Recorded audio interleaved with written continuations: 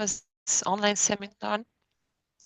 I'm sorry, but I have forgotten to ask you to our PoSoCoMeS online seminar series. Today we will present you a book edited by Neda Atanasoski and Kalindi Vora, Postsocialist Politics and the Ends of Revolutions. And our discussants today is Redi Koobak. Welcome.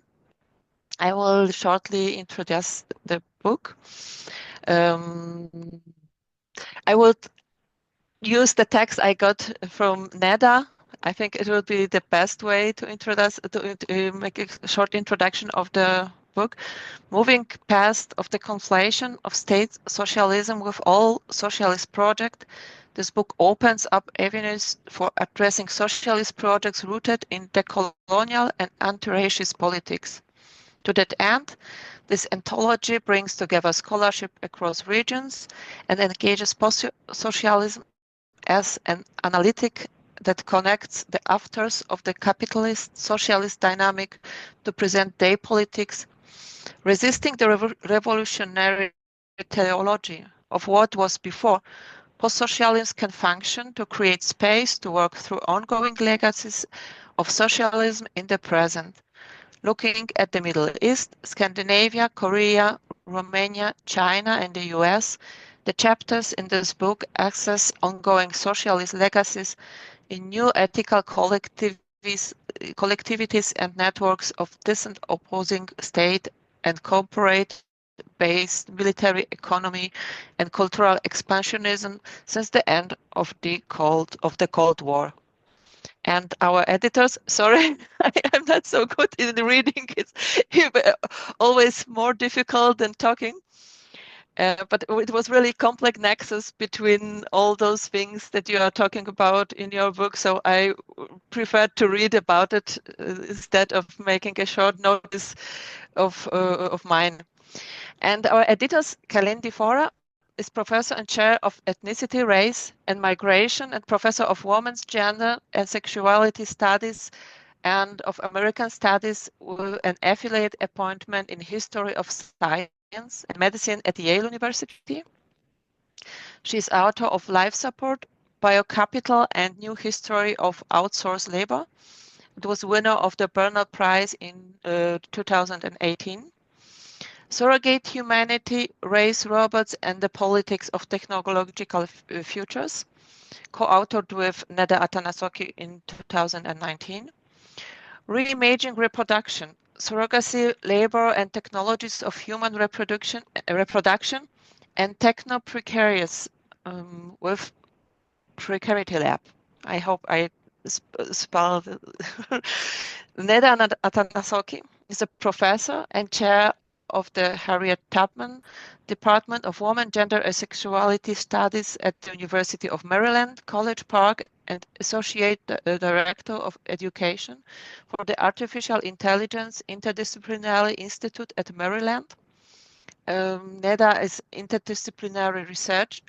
Neda's research has focused on feminism and AI, feminist and critical race approaches to science and technology studies, AI and the future of work, militarism, and human rights and humanitarianism. She is an author of Humanitarian Violence, the US Deployment of Diversity, co-author of Surrogate Humanity, Race, Robots, and the Politics of Technological Future, and co-editor of Post-Socialist Politics and the End of Revolutions, edited in 2022, and Technocreep and Politics of Things Not Seen. She was the editor of journal Critical Ethic Studies, the flagship journal to the Critical Ethic Studies Association, from 2018 to 2024. Prior to UMD, Neda was professor of feminist studies and founding co-director of the Center for Racial Justice at the University of California, Santa Cruz. And last but not least, our discussant, Redi Koobak. Redi Koobak is a feminist cultural studies scholar who specializes in the critical studies of post-colonial as post-socialist Europe. She currently works as a Chancellor Fellow and Senior Lecturer in interdisciplinary gender studies at the University of Strathclyde, Glasgow, UK.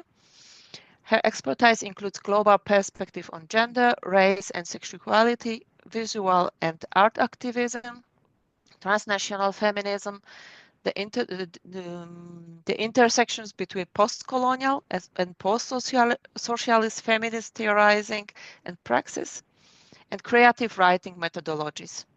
Redi is a lead editor of the volume Post-Colonial as Post-Socialist Dialogues, Intersections, Practice, Challenges in Feminist Theorizing and Praxis, with Medina Twolstanova and Suruchitapa Björkat, and co-editor of the volume And Words Collide from a Place, Pluriversal Conversation on Transnational Feminism, forthcoming in 2023. With Nina Like, Petra Bak, Soti Vora, and Khad Mohammed. Redi also serves as a co-editor of the European Journal of Women's Studies. I hope everything was correct, and I hope you would like to start to talk about the book now. I would ask Redi to shortly talk about her experience with the book and present her questions to the editors. Thank you. Thank you so much, Alina, for the introductions. And yeah, thank you for the invitation to engage with the work of Neda, Atanasoski, and Kalindi, Vora in this forum today. And yeah, firstly, I should make a confession that I've been a fan of your work for a very long time.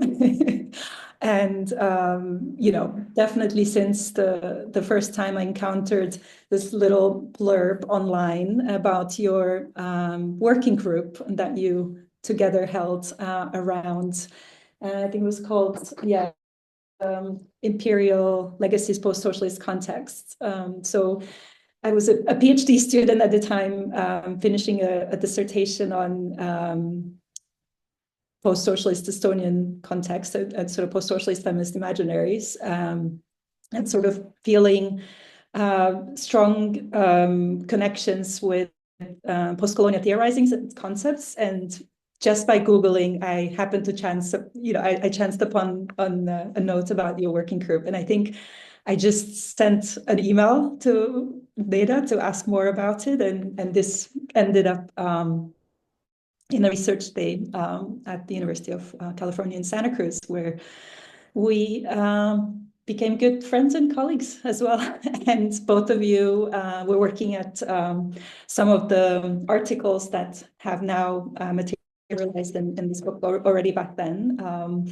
And the confession part is like, you did very kindly invite me to be part of this book. I don't know if you remember this, but for various reasons, this chapter didn't materialize in time, so it's not part of the book. So it's with extra special excitement that I engage with, that I approach the chance to sort of redeem myself and engage with this conversation with you today.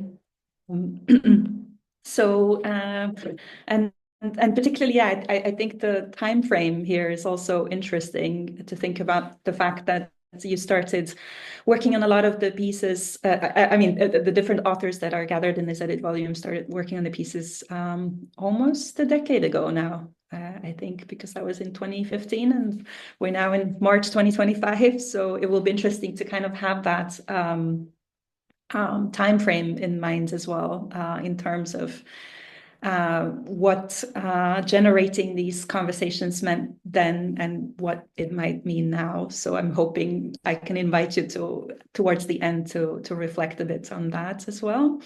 But if many of you don't know, this book first, or majority of the chapters first appeared in a special issue that was published in Social Identities, I think in 2017.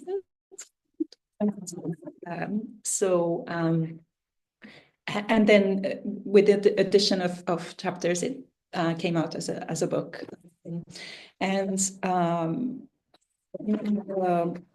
volume that I co-edited with Medina Dlostanov and Suruchita Björkert, I invited you to sort of share the backstory of a lot of the conversations that unfold in that special issue and this book then.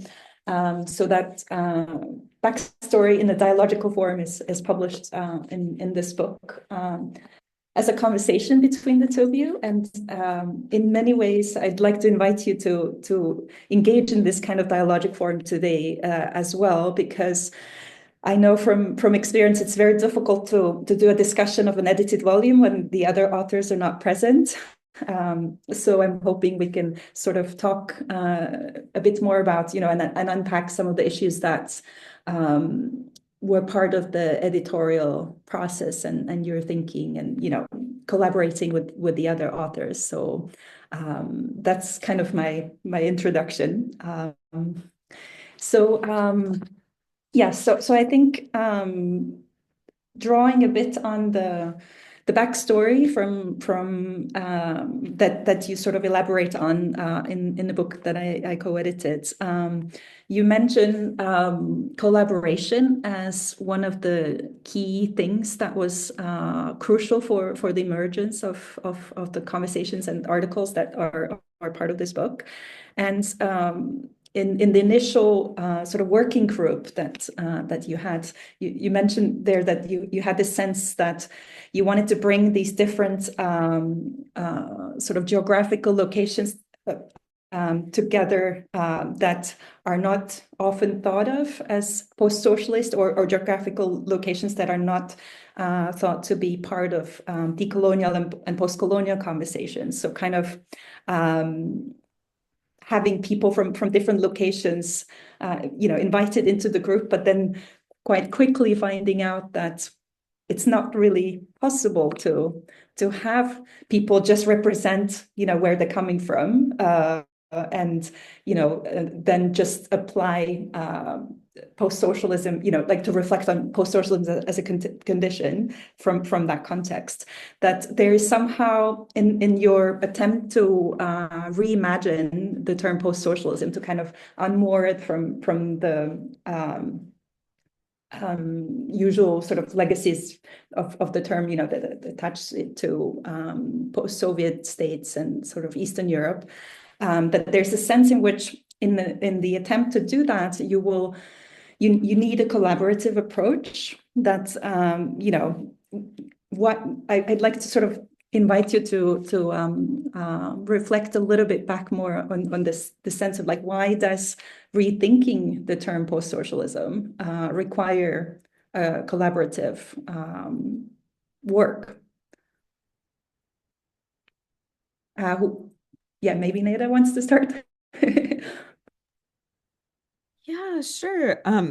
But Kalindi, you should unmute and jump in. So Kalindi and I first started having these conversations when we were actually postdoctoral fellows at UC Berkeley in the anthropology department. And I think on the surface of things, this was sort of in 2007. Neither of us are kind of the usual suspects for who would be writing a book or a series of articles about post-socialism. I think, broadly speaking, my field is kind of critical race theory and transnational American studies. But of course, like with an interest about kind of US relations to Eastern Europe. And Kalindi, do you want to jump in and kind of how you would characterize your areas?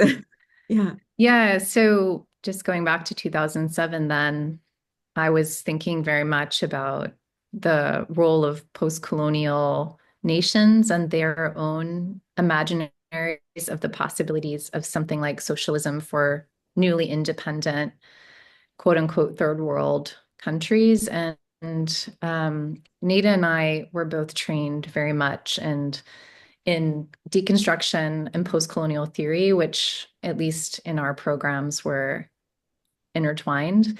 And so I think what we realized each day as we walked to our office together in Berkeley, that we had a lot of overlaps in the way that we were thinking about the politics of particularly race, gender, and sexuality in this framework. Let's call it transnational American studies, or we could also call it studies of American empire.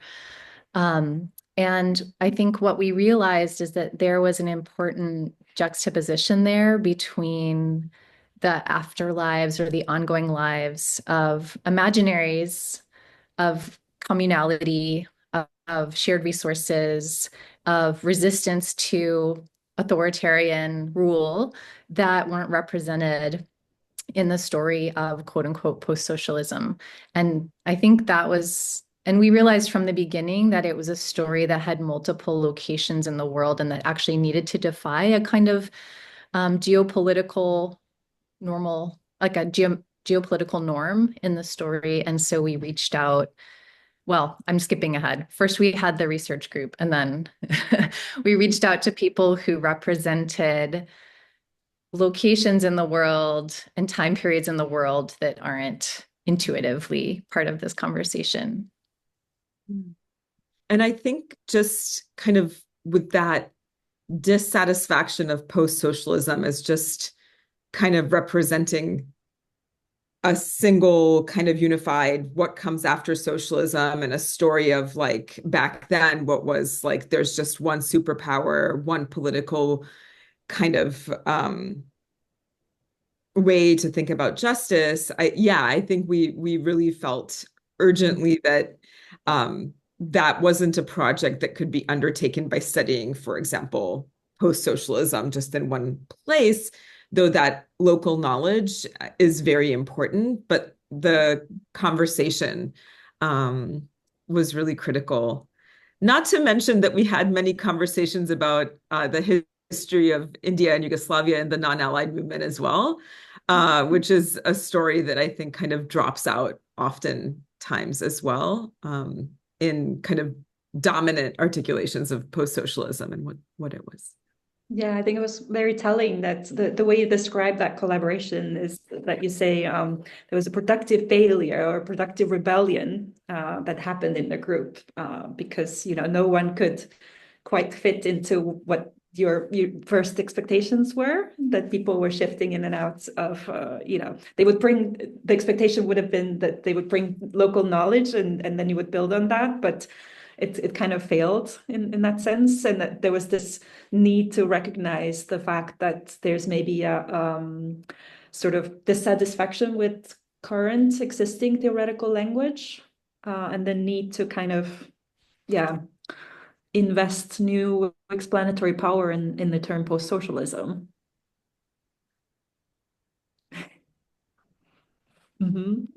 So this productive rebellion and collaborative approach led to this volume. And in the introduction, you highlight sort of different theoretical approaches to the term. And I'm very much aware of also how, especially in Eastern European or Central Eastern European context, there's sometimes kind of almost a rejection of the term post-socialism as well, because of the connotations it has with Soviet colonialism and so forth. And there's sometimes this question that I encounter, for instance, quite a lot about like why this investment in the term post-socialism. It's like, you know, okay, there's maybe a need for or there's dissatisfaction with existing terminology, but why do we need to still, in your opinion, and you know, on the basis of the work that comes out of this volume, what are the advantages of sort of staying with the term post-socialism for you? Because you mention pluralizing post-socialisms, you mention post-socialism as marking a kind of a queer temporality, so kind of drawing on different traditions in this sort of theorizing, but yet sort of wanting the term post-socialism to embody all of these complexities. Could you sort of unpack this investment in the term as well? Do you want me to start this one? Or? You should start this one, yeah.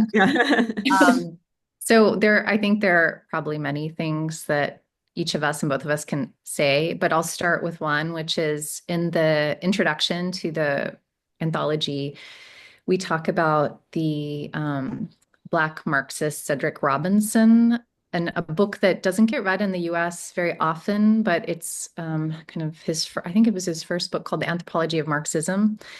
And he talks about the way that Marx and Marxists, including state socialists, didn't invent socialism, but they gave it a destiny, I think is how he puts it. So that imposing of a kind of teleology of history onto the social organization, so self-organization of socialism, was something novel, but the actual practices of redistribution, et cetera, weren't by Marxists, which seems obvious. But if you actually start the story pre-Marx or outside of Europe of where socialism came from, you get a really different sense of that history. And as Neda said before we met with you today, when in our pre-meeting, how you tell different kinds of histories allows you to imagine different kinds of futures. And so if we think about, say, like, for example, the Latin American philosopher Enrique Dussel,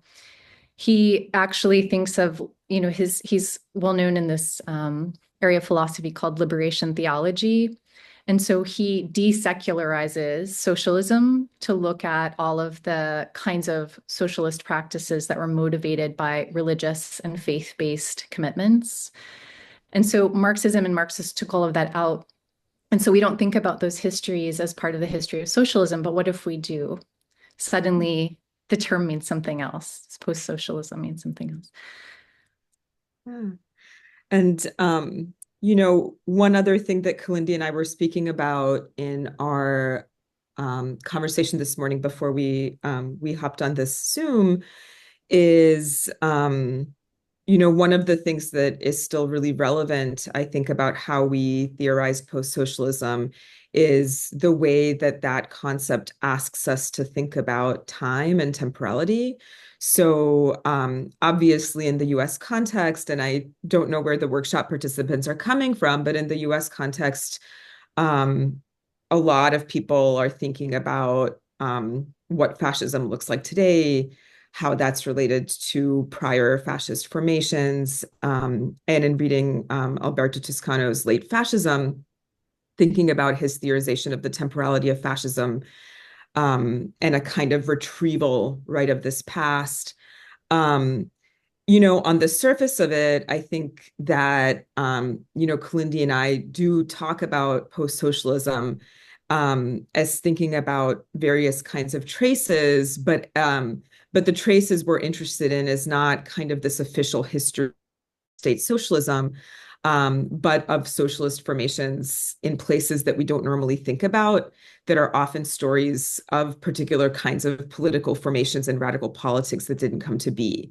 And what it means to retrieve those when we were working on the project, where it seemed that there was this kind of monopolization of the horizon of justice by liberal capitalism, right, was that these are not totally erased if we think about post-socialism as unearthing these histories that get obscured both by the story of the total victory of liberal capitalism and by the story that conflates socialism with state socialism, right? And this kind of history of colonialism, Redi, that you mentioned. And I think that thinking about these alternative kind of political formations or organizing, even if they were ones that failed, right, continues to be really important as we kind of struggle to think about what a politics of resistance looks like today. So to me, that's something that continues to be really relevant. And I think it's an approach to post-socialism that couldn't have happened without the kind of collaboration, right, both between me and Kalindi, but also with the scholars that we have in the book who are writing about Palestine, who are writing about the iPhone in China, who are writing about Uber and Lyft drivers in the US, who are writing, when I just think about the various kinds of chapters that we have in there, and I think sort of that yeah, that's one of the investments for me. So can you just talk us through the editorial process as well, like in terms of how the different authors engage with the term? I mean, there's that editorial introduction that frames the book, but in terms of how individual people might have taken up this concept, and what kind of challenges there were in trying to bring it together under one umbrella that tries to reimagine the term in some ways, and kind of give it more like new possibility, like inserting more new creative possibilities into the term that maybe are not so commonplace, especially thinking about the struggles you had initially trying to publish it in the US context, where it wouldn't be recognized as something that I mean, the term itself as something that would be of relevance in the US context in particular. So, I mean, we can just maybe raise a few examples. Yeah, sounds good. Since you brought up the question of temporality, one of the pieces that popped into my head was Kyung-hee Ha's article about Japanese Zainichi Koreans in Japan. So a diaspora that was forged through Japanese empire, right? And the article talks about how these Koreans in Japan are very much identified with a Korea that doesn't exist anymore. So a unified Korea pre-splitting of North and South. And that community sense of identity is really based in a place that doesn't exist anymore, which on the one hand means that there's a kind of melancholic, I guess you could call it, longing for the past. But at the same time, she talks about how the community's politics are able to do things that aren't possible in the space of North or South Korea, which is move towards a kind of future where there is still the possibility of a unified Korea. And so on the one hand, we can think, well, that's not pragmatic, right? The idea of the unified Korea. But on the other hand, you have a whole community that's living in a world where it is possible. And I think one of the things that that article raises, it's in other articles too, but that Neda and I continue to hold on to, is the importance of that space of possibility that's not grounded in necessarily geopolitical reality right now. And we can't assume, and I mean, if the 1989 transition teaches us anything, it's that we can never assume that geopolitics as they are right now are going to stay the way they are, right? Yeah. And I think that, the two articles that I'm thinking about, from our book, because I think they're so relevant to what people are thinking about right now in the US with like the discussion of the rise of the tech oligarchs, is Erin McElroy's piece, which is called Postsocialism and the Tech Boom 2.0, Techno-Utopics of Racial Dispossession. And Erin is writing about a kind of Cold War and post-socialist genealogy that facilitated like Silicon Valley kind of penetration and expansion and rise in importance and all of the various kinds of processes of racial dispossession that followed. And while post-socialism is not something that's generally associated with Silicon Valley, right, for Erin, actually, post-socialism as theoretical ground was really important for their theorization of what later on in the book Erin theorized as Silicon Valley imperialism and techno-fascism.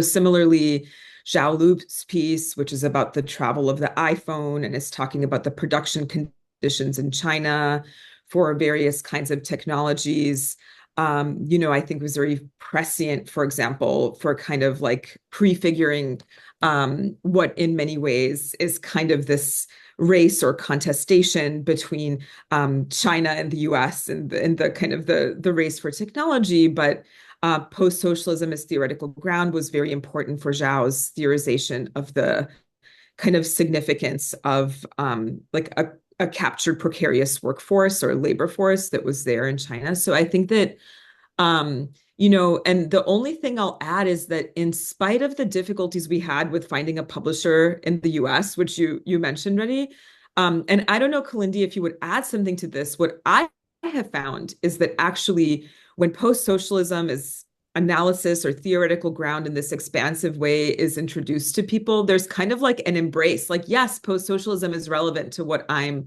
working on, right? Even if it seems not clearly connected when you just take the term without kind of unpacking what it is that we're doing. And I think that a lot of our contributors, there were a lot of really exciting conversations, but I think the contributors really, I think, found it very productive for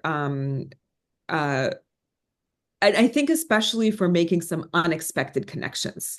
I think the term was especially productive for making some kind of unexpected or counterintuitive connections.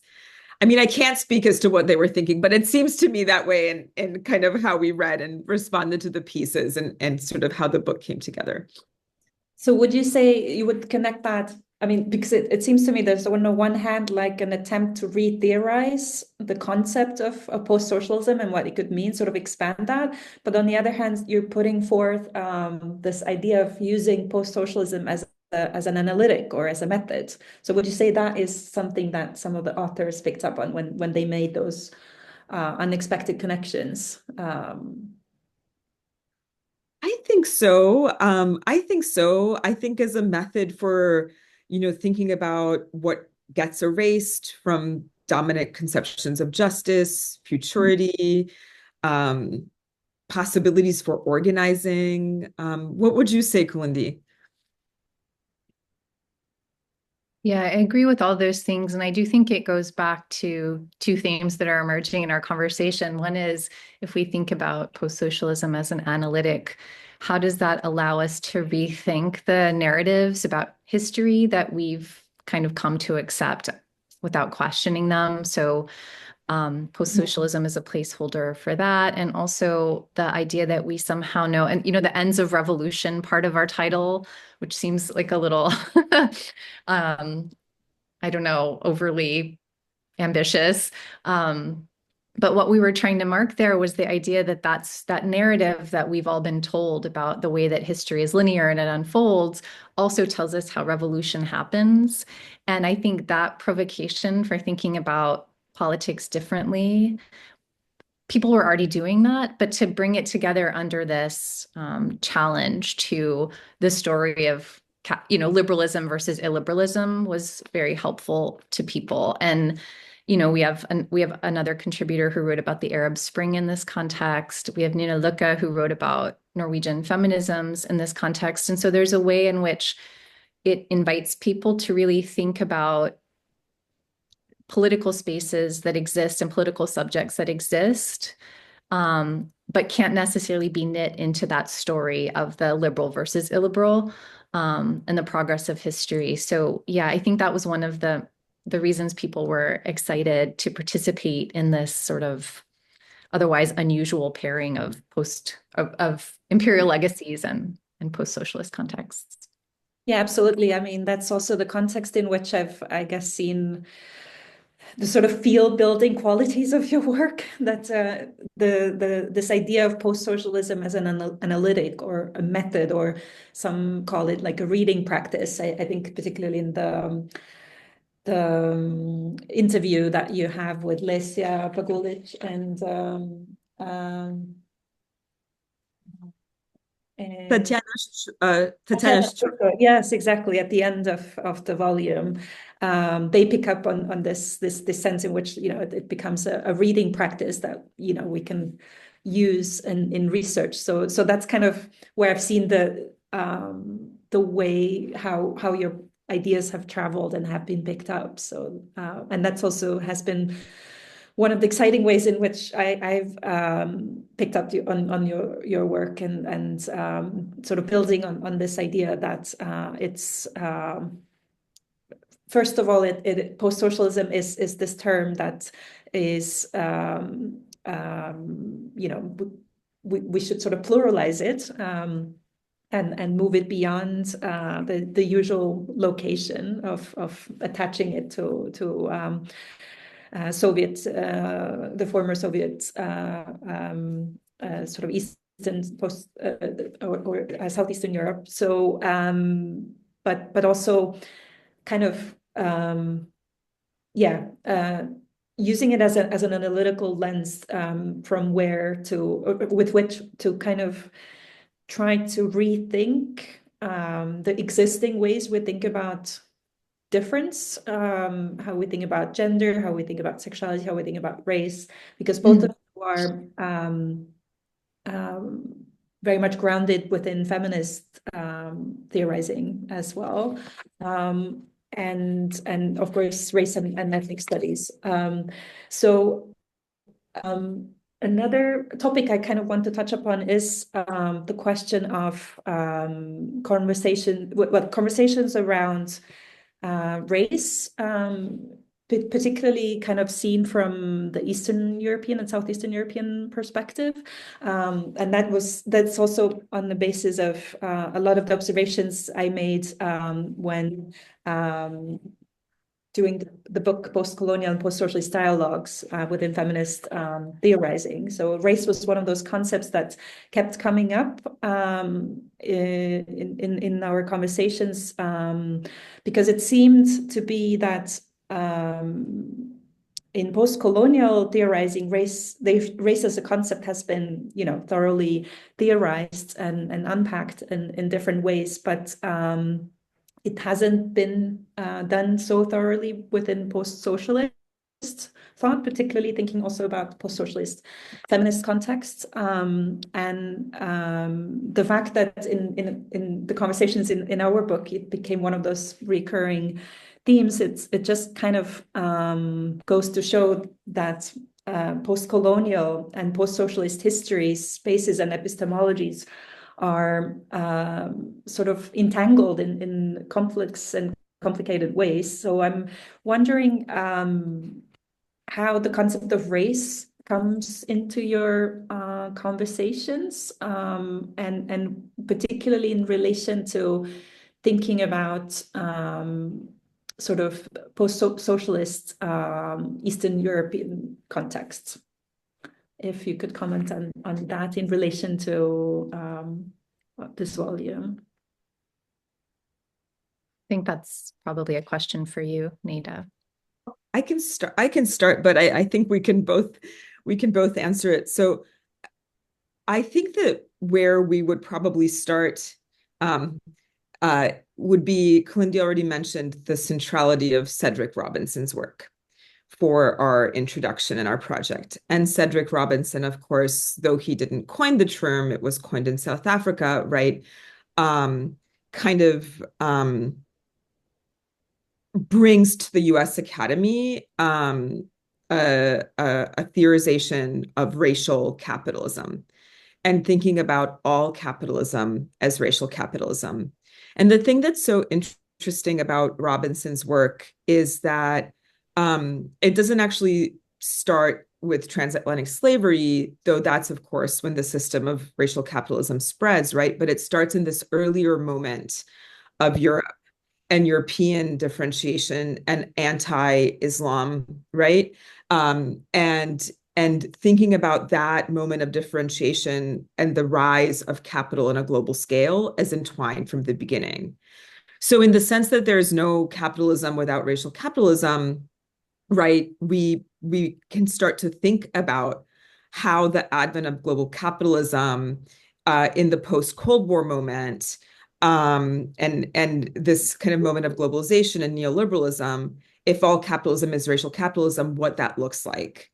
But then I think where we kind of build on that in our work is this connection to imperial legacies, which was always the sort of twin concept for us to post-socialist context, or in the early articulation, or where we became analytic in the later, right? And so what you get there, and through this kind of approach to history, is thinking about what are the particularities of the various kinds of overlapping imperial contexts in various places, right? So these might be US imperialism today, and whatever form it takes. But in some places, it might also involve the legacy of the Ottoman Empire or the Austro-Hungarian Empire or the Soviet or Russian, right? As you were mentioning, Redi.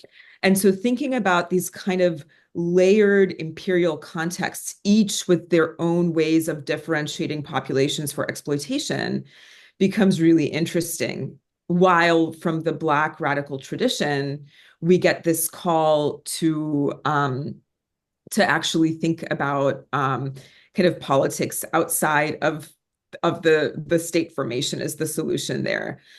So I think that post-socialism actually opens up a really interesting ways to think about what these racial logics look like. In the context of Eastern Europe specifically, of course, you get various forms of racism in different European contexts in relation to migration, Roma populations.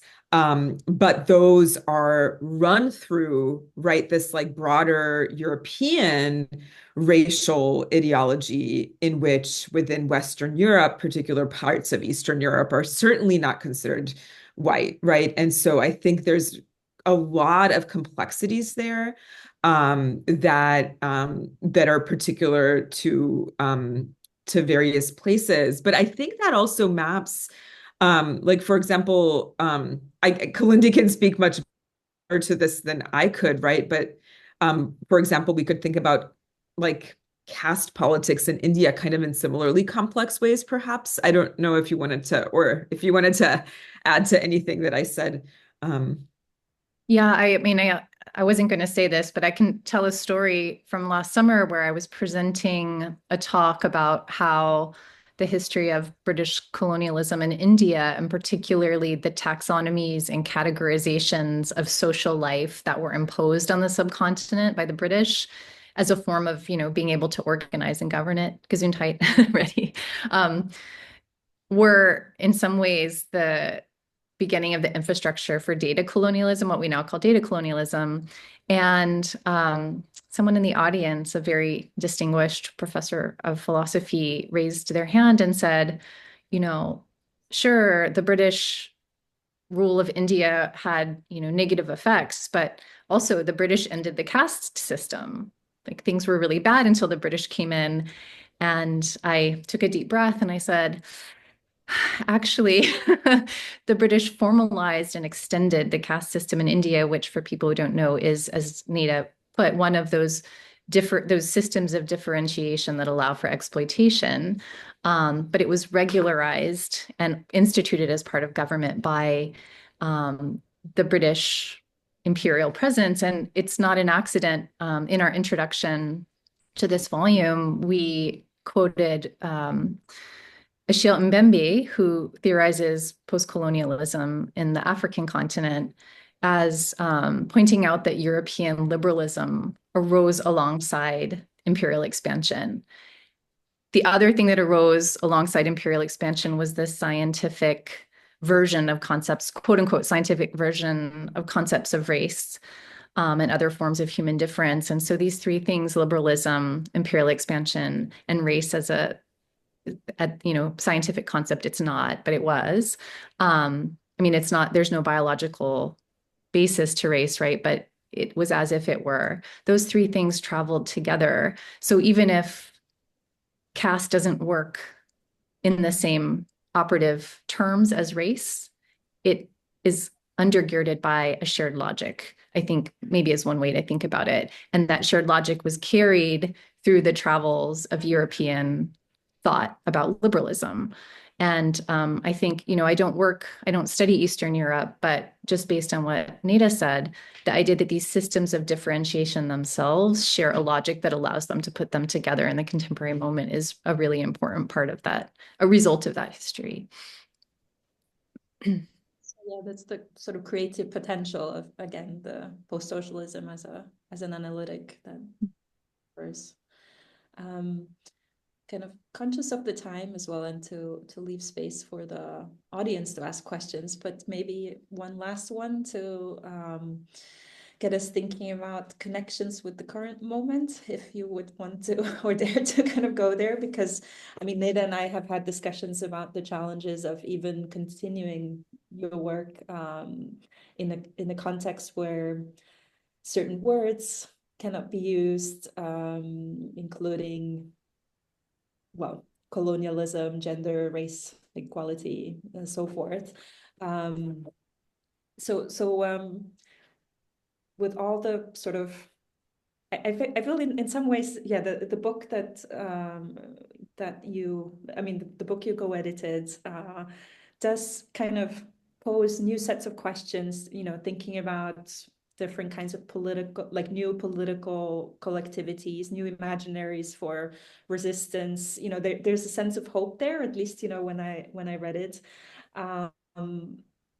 And considering that there's, that almost a 10-year time frame since you first articulated these ideas and, when they came together and in different forms, do you still feel that same kind of hope in this term?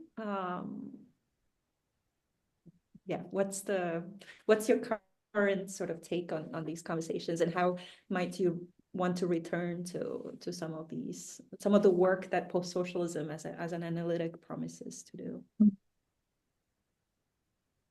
I mean, one thing that comes out of this morning's or this afternoon's conversation is the fact that what feels like is happening in the US right now is that the work we've done to remap society since the international social movements of the late 60s and early 70s is just being erased and taken apart, right? Like in 24-hour periods, like things are just being disassembled. And I think what this volume helps us remember is that there have been moments like this throughout history all over the world.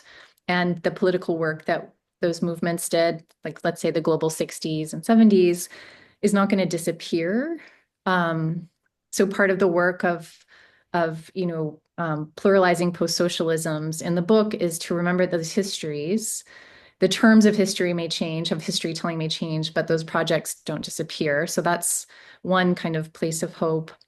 And another place of hope is all of the radical reimaginings that are happening right now under authoritarianism in different parts of the world and have been happening.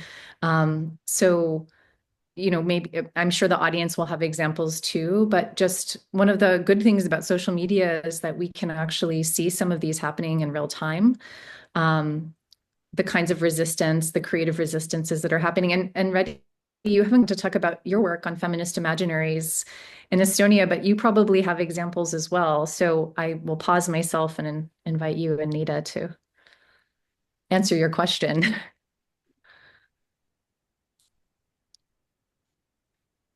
I guess I'll say, I mean, if we're being very honest, in the current moment in the US, it's very difficult to remember to keep the hope. But I think, as Kalindi was mentioning, in the context of our conversation today and thinking about our work, remembering that even when there seems to be an all-encompassing monopoly on what's possible, there are always other possibilities sometimes that can be found in the remains and the ruins, and what rises up from there. I think there's a particular way in which sometimes the conflation of socialism and totalitarianism in the past has erased the ways in which certain strands of socialism have at their core an anti-fascism.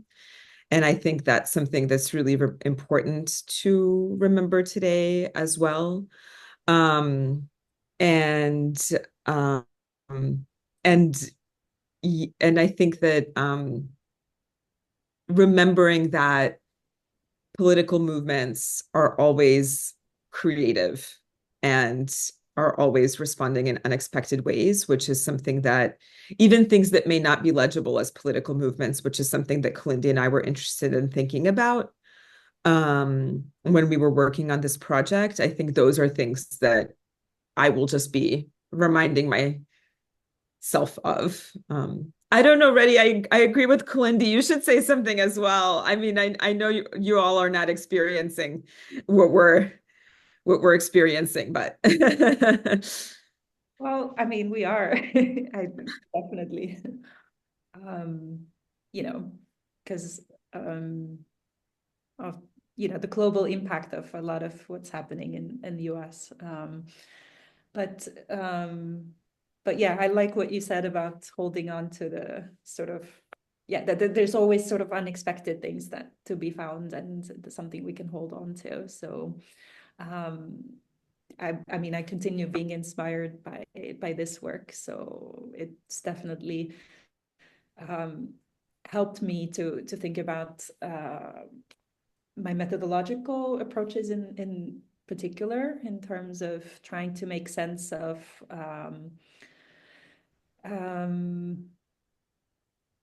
Eastern Europe being sort of implicated in sort of the colonial project of Europe, particularly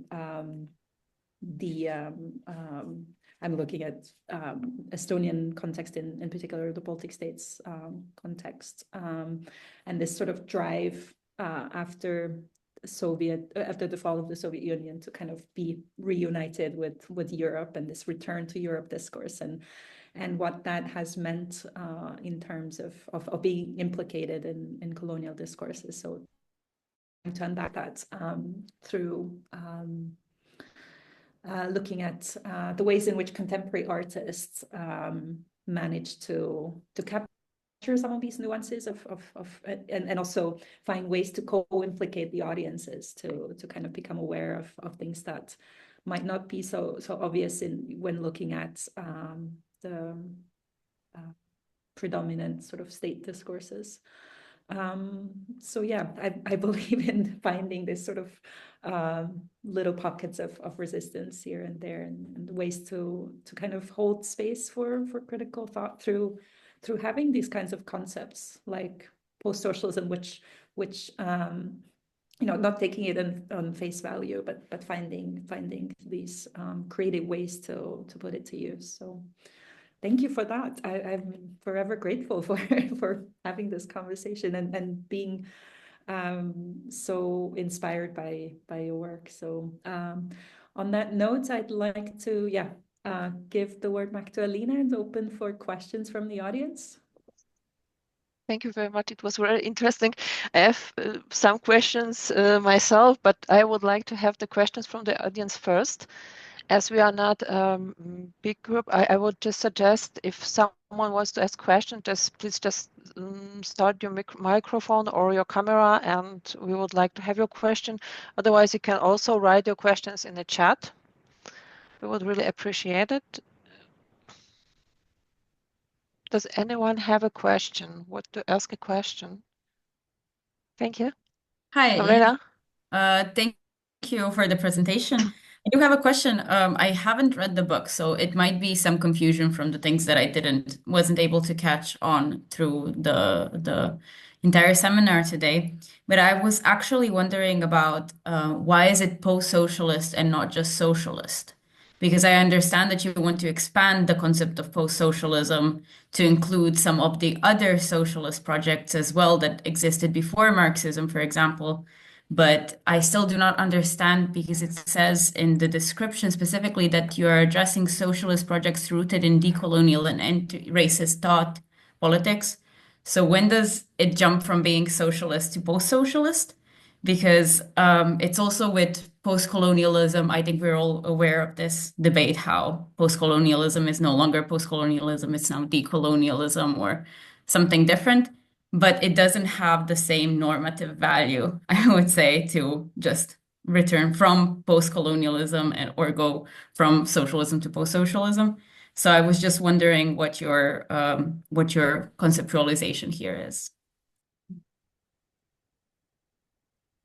Linda, do you want to start, or should I? I can start. So I think that, of course, that post always marks like that temporal marker after, and this is a conversation we had with our contributors. I think that the post-socialism is a recognition that there is a very sort of serious geopolitical shift after 1990 that happens, right? That affects politics on a global scale. And I think that that socialism on a global theater takes on a very different meaning after the collapse of the Soviet Union, the fall of the Iron Curtain, right? And that's where we have this seemingly all-encompassing monopolization of what politics looks like. The end result of everything is either always like liberal democracy or dictatorship, right? And so we have this kind of polarization that's happening. I think we wanted to not kind of deny that moment of transition, but rather from that say, okay, how can we actually think about histories of socialism and legacies of socialism that do take that transition in mind, but actually still hold on to like certain political formations that continue to carry a kind of radical potential. So I don't know, Kalindi, if you wanted to add to that. Yeah, I mean, I'm also looking at the question in the chat, which I think I could fold into this by way of talking to both of you. So if the chat says, if socialism is not equal to state socialism, how do you and the volume define it in order to embrace a plurality of practices? What's the common denominator, in other words? And I think that helps me answer your question about post-socialism. So I think, as Neda said, we are trying to think after, what is revolution after the end of, so this, what gets painted as the end of any possible revolution, right? Socialism failed, capitalism won, end of story. And we're trying to contest the idea that there was ever one story. And the post-socialism helps us do that, right? It's a way to think about it, that how do we look at history after this moment where supposedly, as Fukuyama said, history has ended. Something really important obviously did happen that was marked by post-socialism, and we want to hold on to that. And then the other thing, so then what is socialism?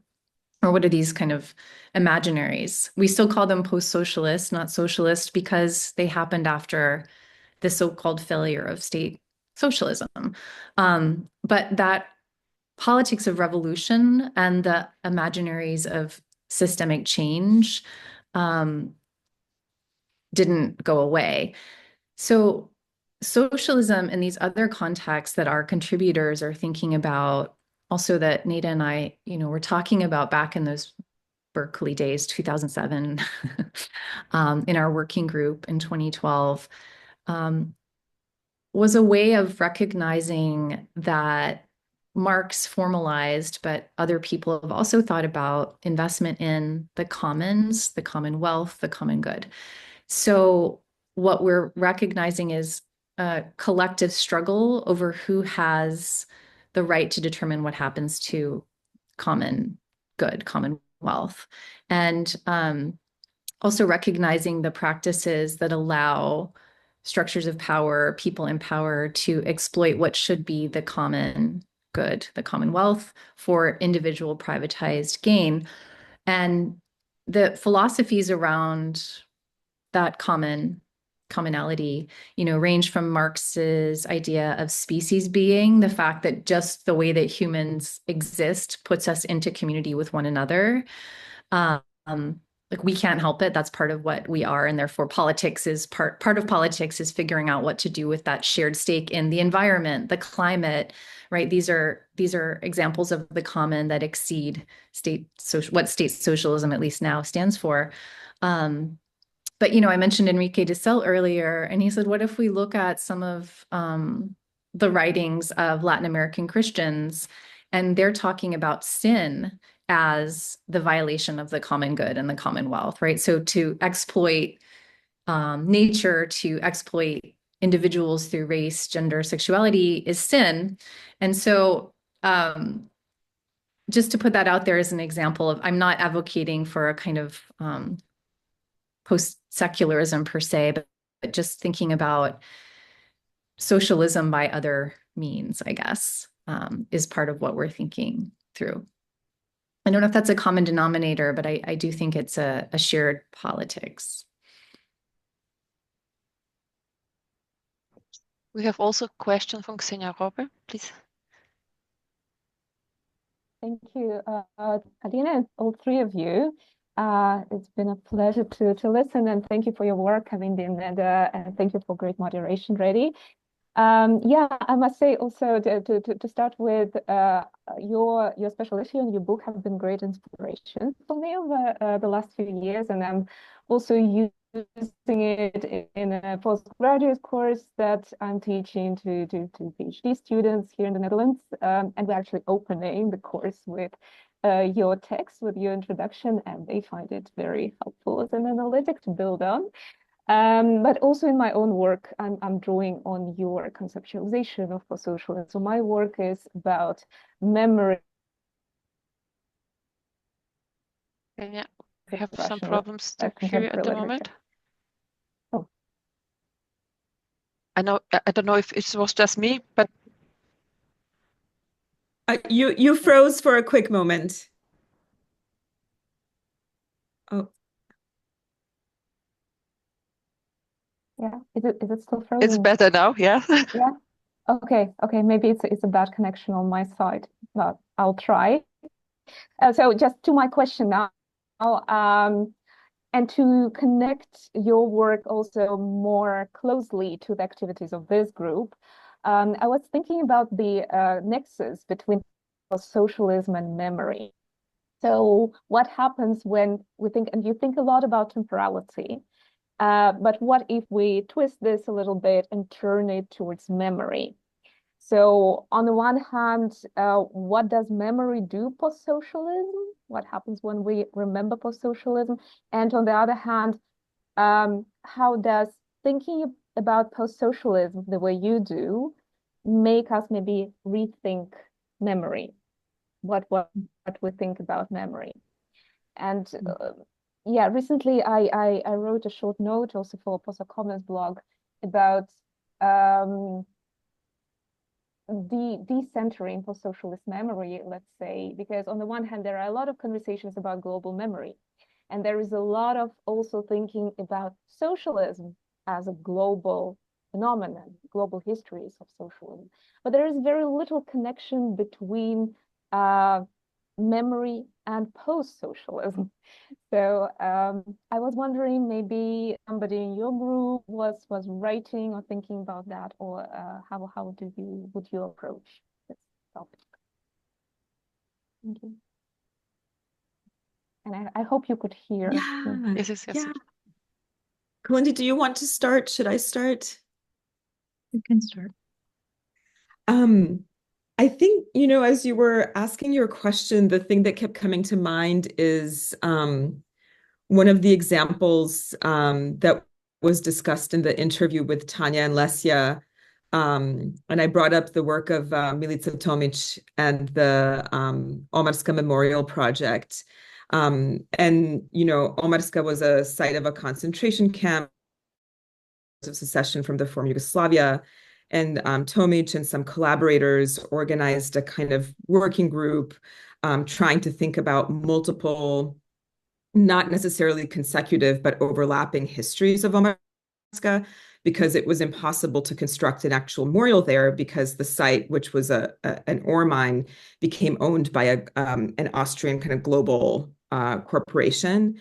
And so they kind of juxtapose sort of the like the World War II history of it, the history of it during state socialism, then during the wars of secession, and then finally in the moment of global capital. And I always found that project to be really interesting because in doing that kind of juxtaposition, it thinks about, for example, the terror of the concentration camp or the violence of ethnic cleansing alongside a very different but compounded violence of privatized capital that comes in right after socialism. And so Tomic has talked about this as kind of like the terror of transition or the terror of privatization. And I think of that example because when I think about the way that Kalindi and I talk about post-socialism as an analytic or a method that's about temporality, right? It gets us out of this way of thinking about, okay, progress from socialism to democracy, right? And it moves us away from that and to think about actually how, for example, privatization itself can be seen as like an erosion of prior ways of thinking about what is good or what is valued or what it means to organize under the identity, as she talks about, under the identity of worker, for example, rather than like under ethno-nationalist lines, which are then exploited, right, for capitalism. And I think, to bring it back to like the present day in the US, we completely see the way that capitalism is exploiting these divisions around racial, gendered lines, right? That's kind of how capitalism works.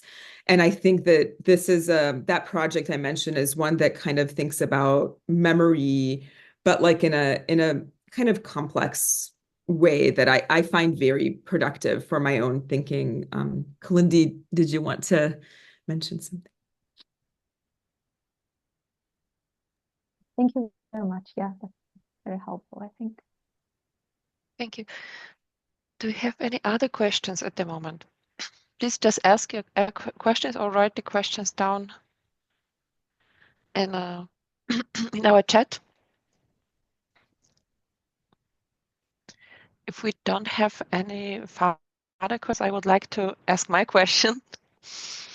And I come from Poland, and I grew up during the socialism. And what I'm sometimes thinking about, I'm just also working on a memory. It's what we could see in Poland after the fall of socialism. What is a kind of, we can say, revival, because people were longing to the old system after changing to capitalism, what is always seen as a focal point when we wanted to be. So, and on the other side, we see people in the USA talking about every social thing like about communism. We also could hear it last week. So everything what is not pure capitalism, it's communism. And what I was thinking about is this living with the constructs of socialism. People talking about socialism in Eastern Europe today, it's mostly criticized because it was seen, because of the imperial situation, it was seen like kind of colonialism. But on the other side, this own socialism, as we have seen in Poland, for example, Piłsudski was one of the heroes after the First World War. He was a socialist. If you say it to someone in Poland that he was a socialist, a lot of people would wonder, why can you say something like this? Because all the socialists had to be Russians that came with this imperial kind of socialism. So I'm thinking a lot about the difference, about the need of socialism, the kind of post-socialism without the imperial terms, just of thinking about how the societies should work without the capitalistic idea. And on the other hand, this construct used from both sides, in Europe and in USA, and probably also in Latin America, as a kind of construct, as a kind of enemy construct that is potentially dangerous to our lives, to what we can have, and our freedom, and all those things. That is what I see. And my question is, how can we use the concept of post-socialism to have a kind of thing, a kind of story with just make a cut of the imperial socialism we had starting in the USSR, also in China, and in some other countries like Cuba, just formed not because of the needs of the societies, just because of the imperial thoughts from the Russia and from the bipolar situation on the world. How could we use this analytical or normative concept of post-socialism in this way.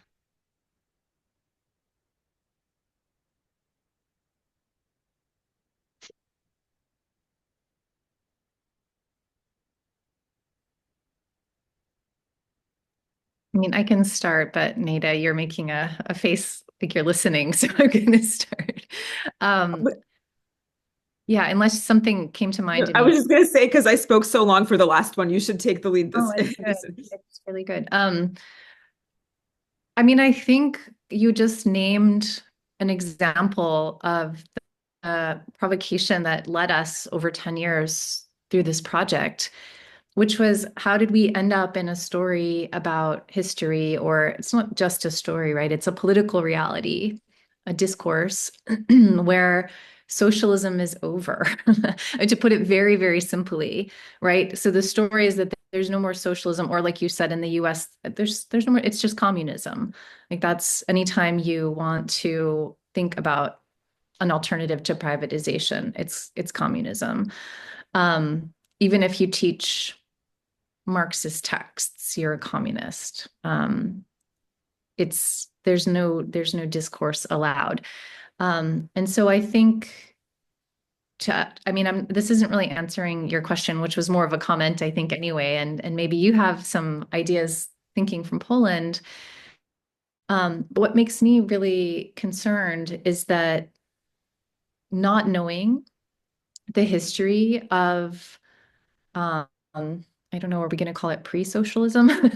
Of pre-socialism, pre-state socialism worldwide. For example, Neda mentioned the non-allied movement, and I had a colleague here until recently at Yale, he passed away, Gary Okahiro, who redefined third worldism as the collective opposition to imperialism.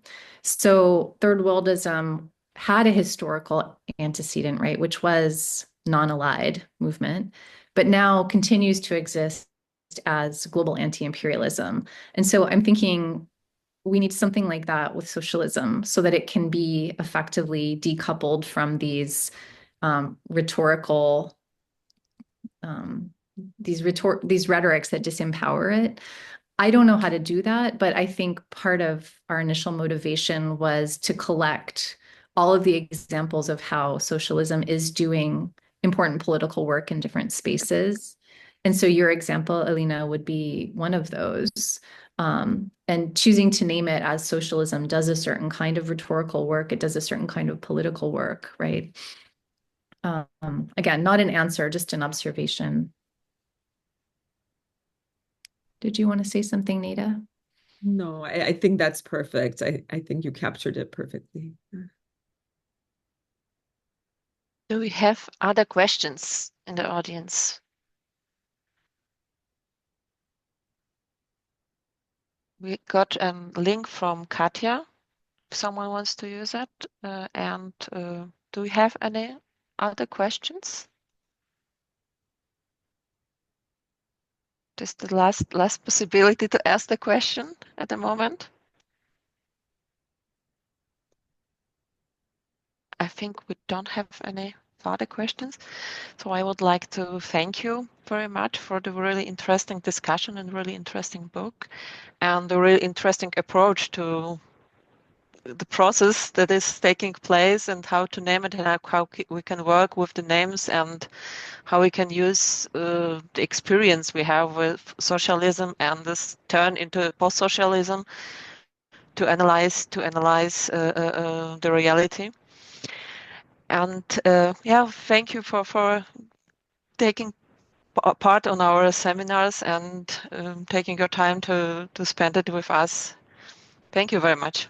Thank you also to the audience for the questions, and yeah, have a nice evening or day. It's depending on when you are sitting. Thank you very much.